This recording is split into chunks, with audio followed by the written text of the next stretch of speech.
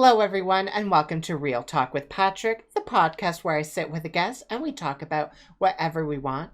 Back again is Jessie. Hi, Jessie. How are you doing? Good. How are you? I'm doing lovely, thank you. So, I'm sure our audience really enjoyed, and I'm saying this obviously because we're recording them back to back for us. Hmm. But we ended on some deep questions, like existential questions, and I thought, you know what? We need to get into some more deep questions. Why not blow our brains even more and add on that existentialism and whatever? So, why don't we just dive right on in and get to that? Does that work for you? Yeah, totally. Awesome. I'm going to start here and I'm going to go with, do you believe soulmates exist? Hmm. Mm-hmm. Interesting. I mean, if we piggyback off our does life have meaning type conversations we were having previously, then I'm still on the fence about whether there's like a predetermined plan and that like you're supposed to find someone specific. But the whole um serendipitousness of like all of the events in your life leading up to where you are in this very moment is kind of like appealing to me, and that somehow you ultimately get where you're supposed to be going. And whether that means like you find the person you're supposed to be with or whatever, then I guess there's a possibility. Like, I also think like it's kind of funny, but I think about like how I ended up with Ryan. Um, and we really like each other still, and it's been like 13 years. So, that's very nice.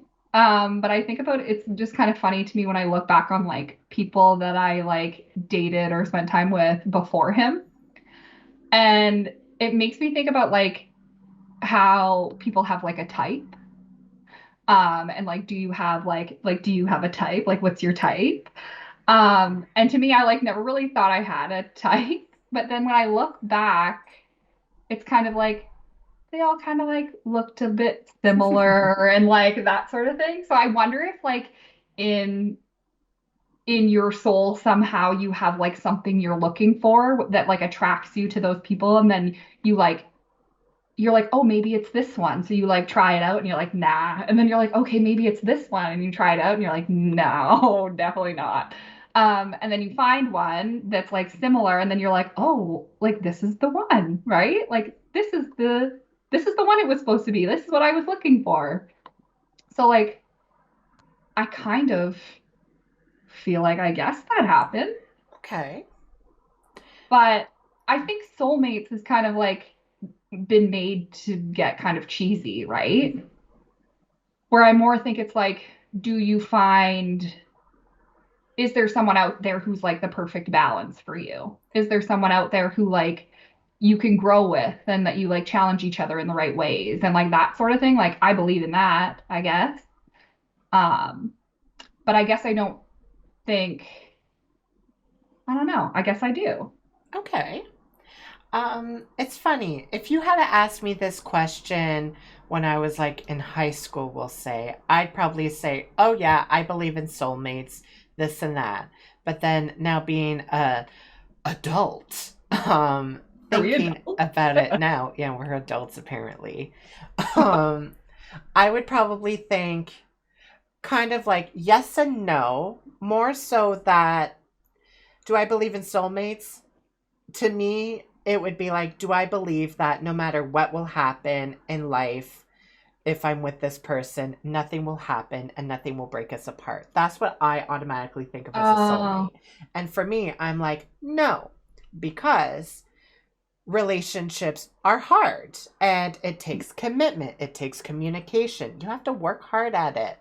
Because if you don't, then you know, it's kind of like it's whatever. So it's tough. I think kind of like I don't think there's like a predetermined person out there for everyone. And I kind of agree with you where there's like, yeah, I'm sure there's like duds out there that you have to like swim through, we'll say, to get mhm. to someone that isn't a dud. But I think in a relationship, you have to work hard at it to kind of build it up to that quote unquote soulmate level. Hmm. And that's hard. And you're always going to have to work at it. But I think that in the end, it's worth the time and the value and the patience that you put into that. Hmm. So I guess my answer is no, but Okay. yes, but no. Okay. Hmm. And I guess like mine extends to like non-romantic soulmate Right. because I like 100% believe that like some of the friends that I have like meant for me, right? Like Right. just like there are some friendships I just like cannot explain how well they work, and I can't explain like you like can get real into the shit together, right? You Yeah. can just sit with each other in anything. And I am very fortunate to have like several people who like fit that Hmm. description. And so for me, it's like the same sort of like lead up and decisions and like I don't know, fate or whatever you call it, um, made me and whoever this other person is that I'm in a relationship with the people that we are that needed each other, Right. right? So to me, it's like you don't, I guess to me, you don't have a soulmate, you have like multiple soulmates, Yeah. and that different people in your life, I don't know, I guess serve different purposes is like a weird way to say it, but that like no two relationships are the same. Like you give and get different things in each one. And but they all seem to be like meant for you, right? And then I guess even like the shitty relationships, they're meant for you to learn something. So you can even have like what's like the negative of a soulmate, right? I agree. Like your soul needed to meet this person to grow in a way that it needed, right? I agree. And there's a line I've heard that I've always kind of tried to remember is some friends or relationships are there for a reason, a season, or a lifetime. So Mhm. the people that come into your life are there for either a particular reason. Is it a lesson you need to learn? Is it because you really needed them there at this particular time? Is it just a quick passing through a season? They're in and they're out, and that's just how it is? Or are they there for a lifetime? And it doesn't mean that the lifetime relationships are like the ultimate ones. No. Every relationship has its purpose, kind of like what you're saying, where you have those connections or like those negative soulmates, we'll say, to teach you valuable lessons or different things like that, like what you want in a relationship or what you don't want in a relationship. So that way in the future, you know not to fall for those, like we'll say, snares or traps or things like that, or those red flags that you were blinded to before. And now you're like, nope, I know exactly what's happening, not going to happen. Yeah. I completely agree with you with it, like the different, I guess, reasons people are in your life. And the lengths of time. Like if you think about even just like quick interactions you've had with strangers and how sometimes that can just like Yeah. really change something for you, Mm-hmm. even if it's something small or like I've had like interactions with strangers that I like remember my whole life, Yeah. right? Because it's just those are still to me like little tiny soulmates where you like needed to meet that person, you needed to hear that, you needed to be involved in whatever way you were in that interaction, right? Absolutely. So, yeah, for sure. Absolutely. And that's kind of it too. Strangers can also, those interactions or those little soulmates, they could be there to even test you and test like your own moral compass, we'll say. Will you take a sip of that person's drink at that club or that bar? Will you get in a car with this person? Different things like that, right? And it's things that in your mind you'd be like, oh, I know what I'm going to do. But then when these strangers put that to the test, depending on the person, how will you react and how will you answer? And then sometimes you make the mistake, we'll say, Hmm. hopefully, as long as it doesn't end up in death. And and then you learn from it and you're like, okay, wow, that was ridiculous of me. Why would I do that? Never again. And Hmm. then that's when you get those situations where those situations arise again and you're like, no, I've promised myself I would never do that again. Hmm. Yeah.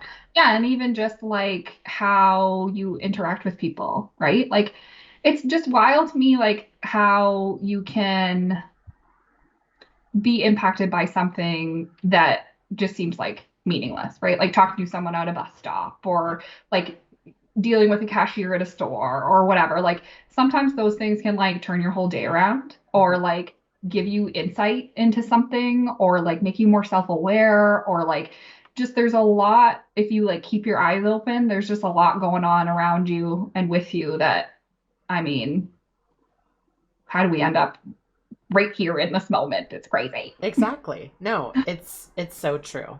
It's so true.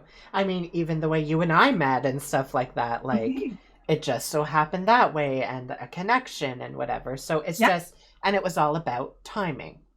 Yes, it's for sure about timing is weird. And then it's also about like who you end up connecting with, Yeah. right? Because you can like meet an entire group of people, but only like really hit it off with one person. Yeah. Or like, it just because you two people just have something you need to do together, Yeah. right? Like it's life is fucked. It's it's interesting.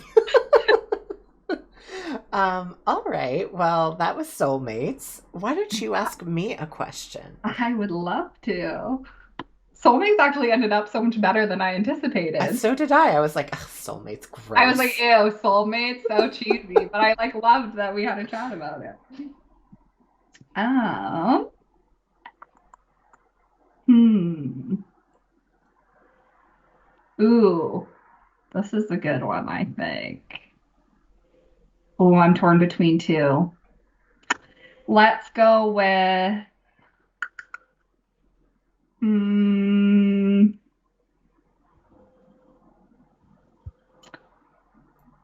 why do people hurt each other? I saw that one and I was like, "Oh man, okay." So why do people hurt each other? Whew. So that's a hard one. So, why do people hurt each other? Well, there's multiple different answers to that question, and a lot of people will have different thoughts and opinions.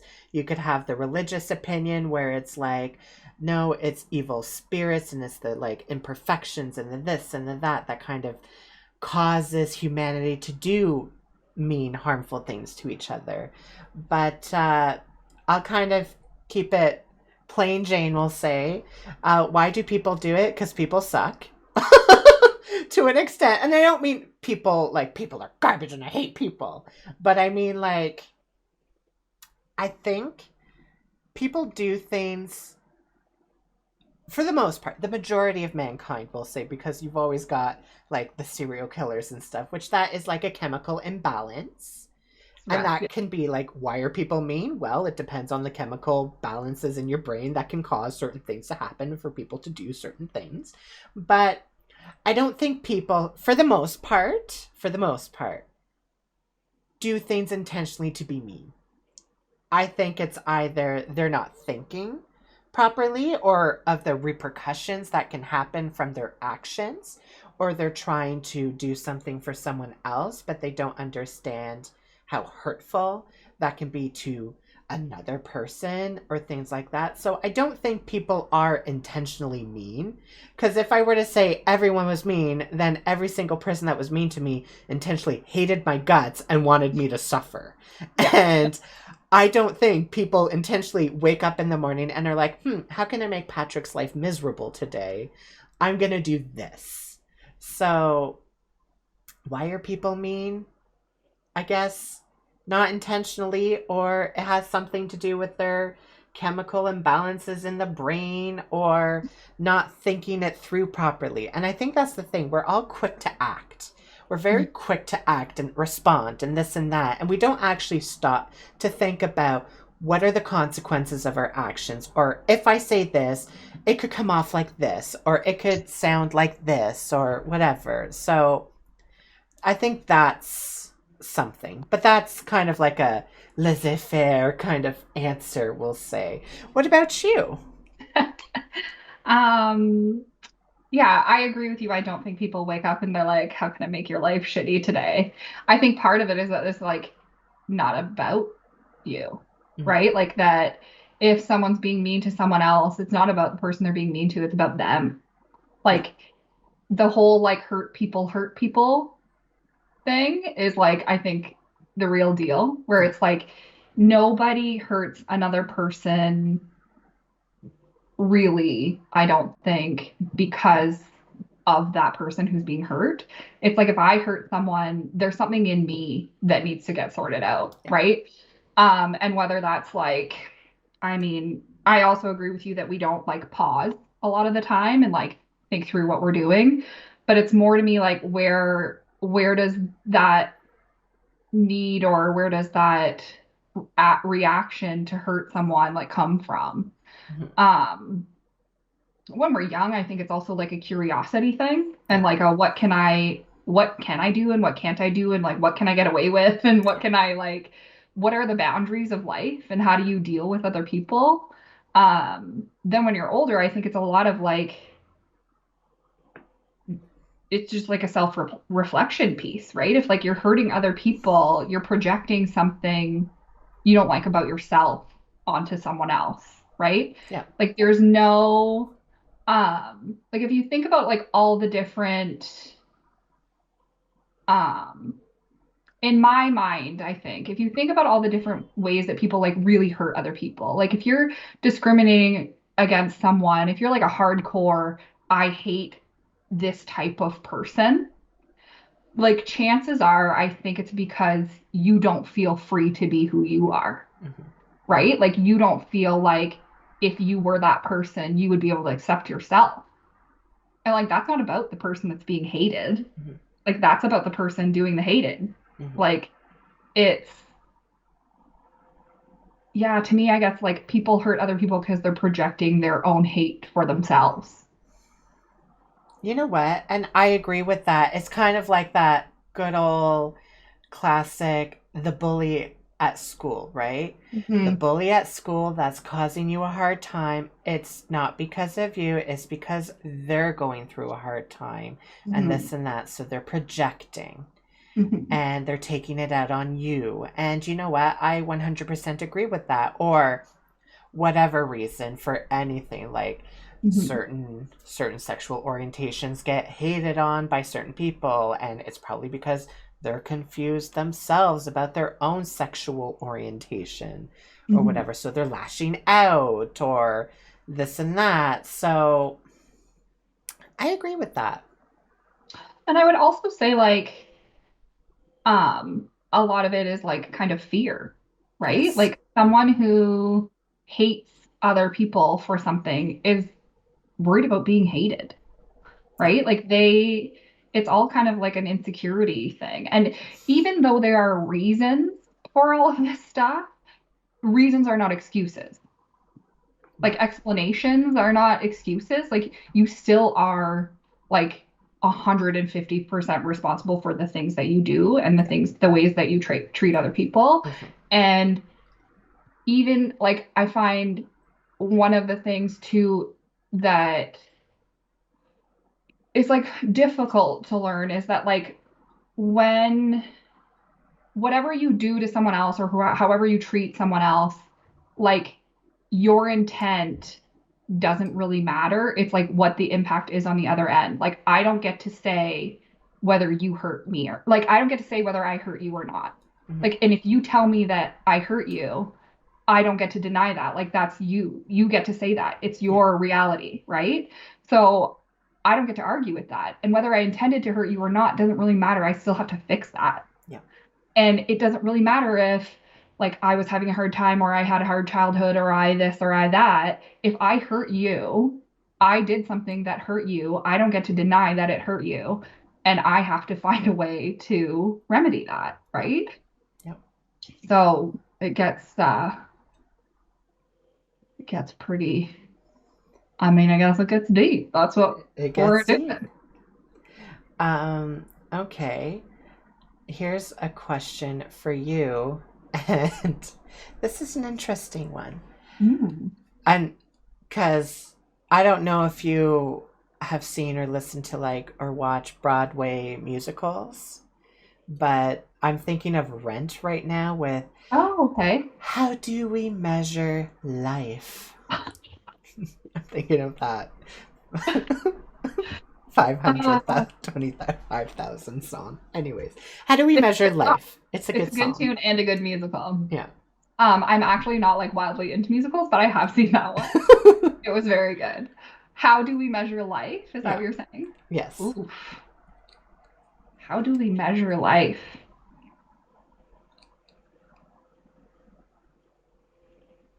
Hmm.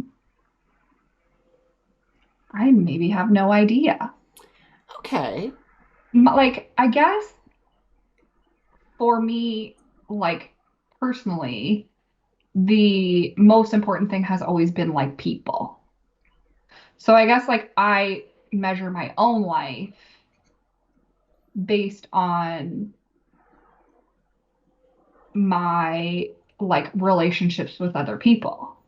Okay. And I guess now, since I've done some like work on myself, my relationship with myself, right?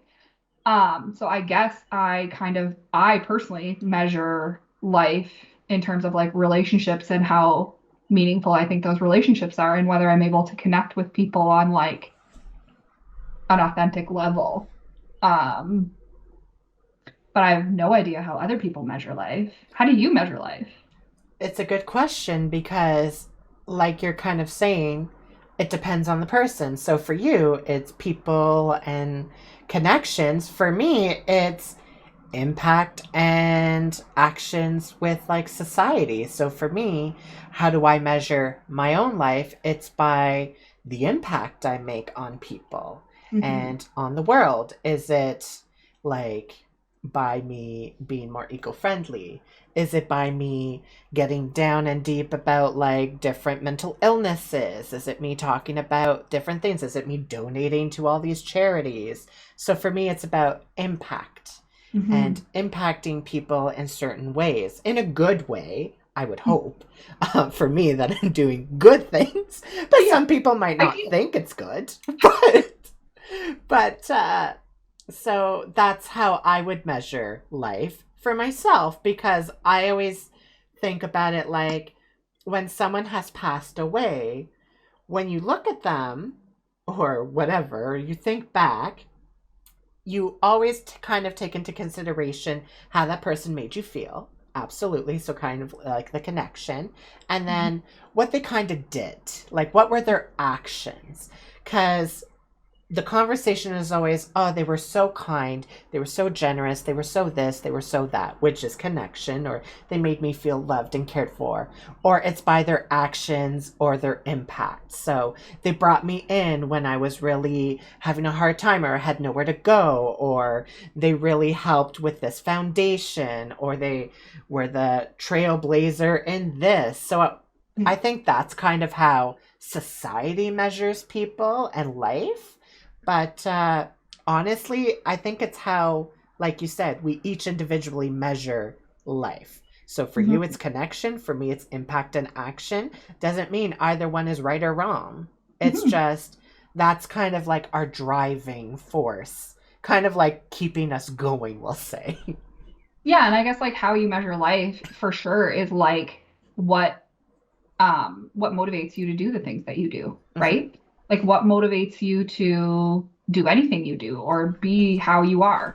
Like I am someone who like needs my work, like my job, my like the job I get paid Yeah.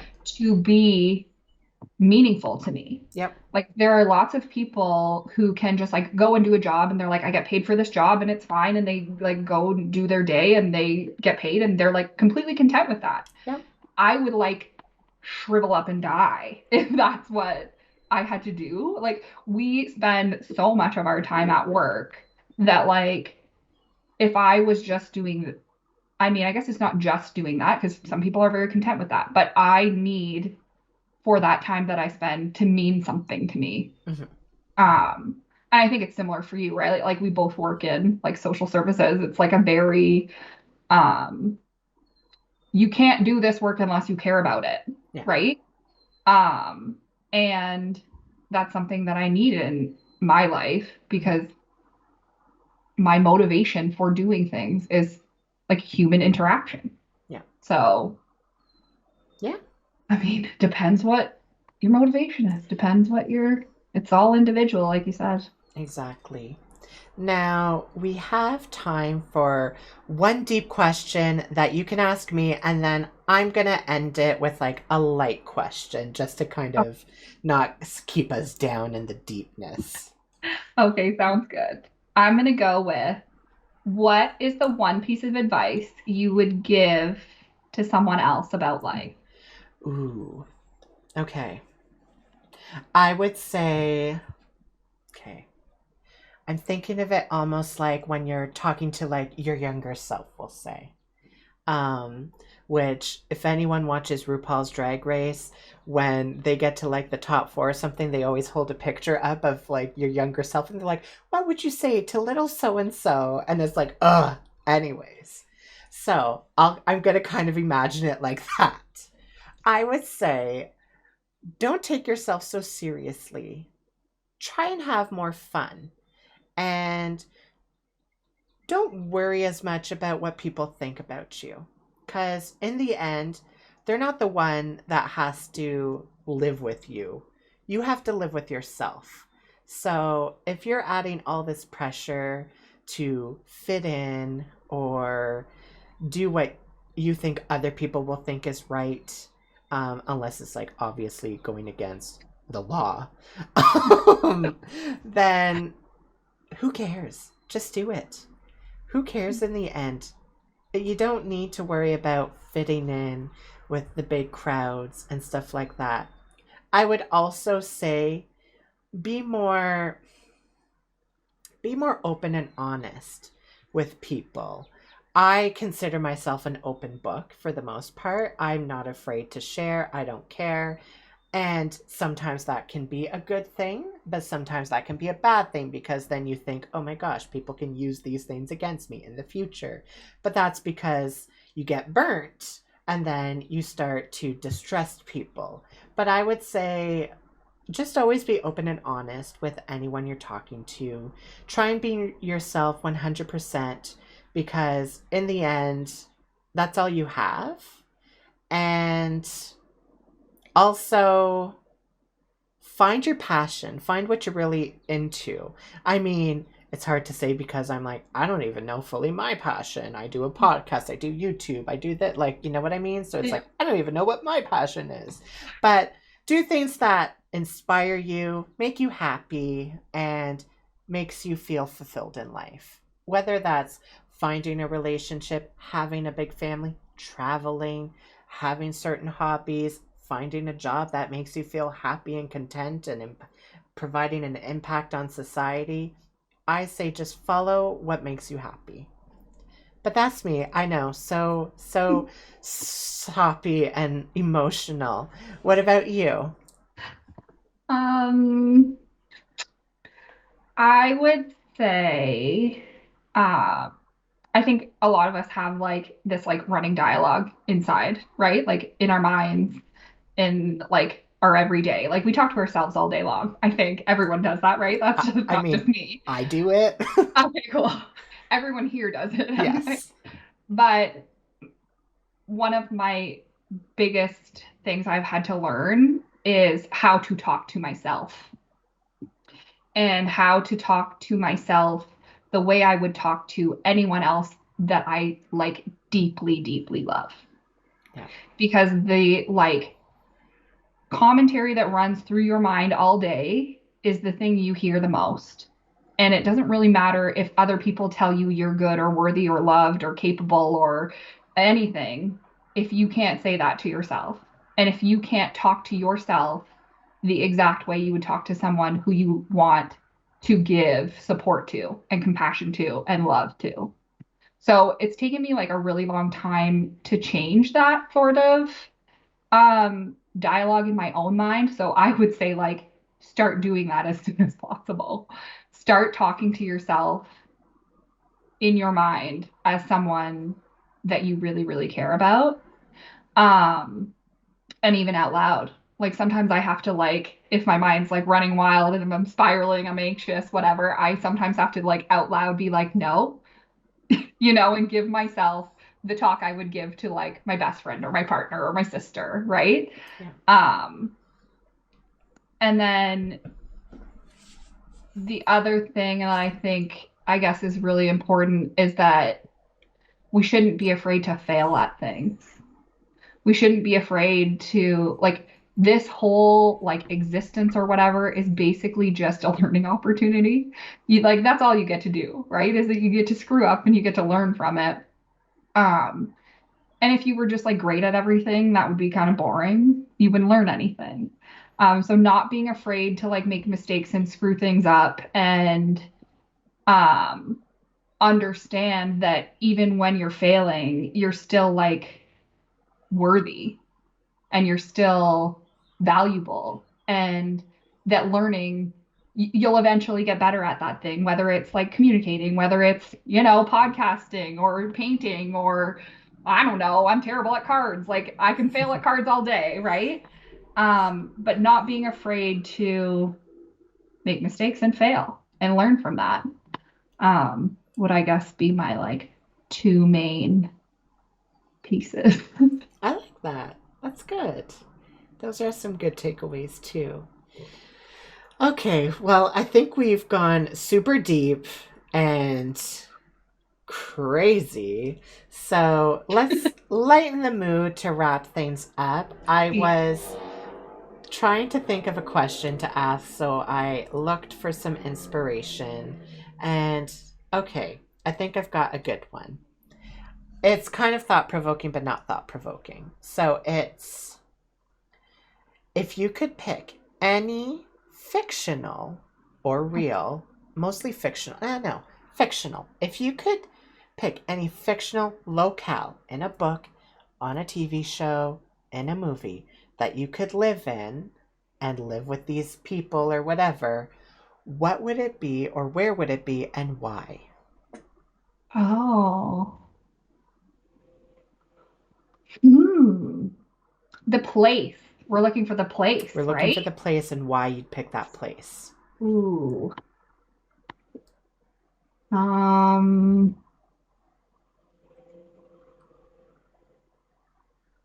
I think I would pick. It does it have to be fictional? I'll let it go. I'll let you decide. Okay, so okay, can I pick the movie version of something that actually exists? Sure, sure. Okay, so my favorite movie is Patch Adams, Okay. and I would pick the Gesundheit Institute, Lovely. which is basically like a place that offers like free healthcare and is like it's like a community based they just like built it so that like people could like help each other. And in the movie, it's just like everyone works and like everyone uses their own skills to help other people. And it's a real like community effort that they like keep this place going. So I think that would be where I would want to be. Um, I love that. I think that's my answer. What's yours? I love that so much. That's look at you. You're gosh. Here I'm like, okay, like what? Um jeez. So for me, oh my goodness.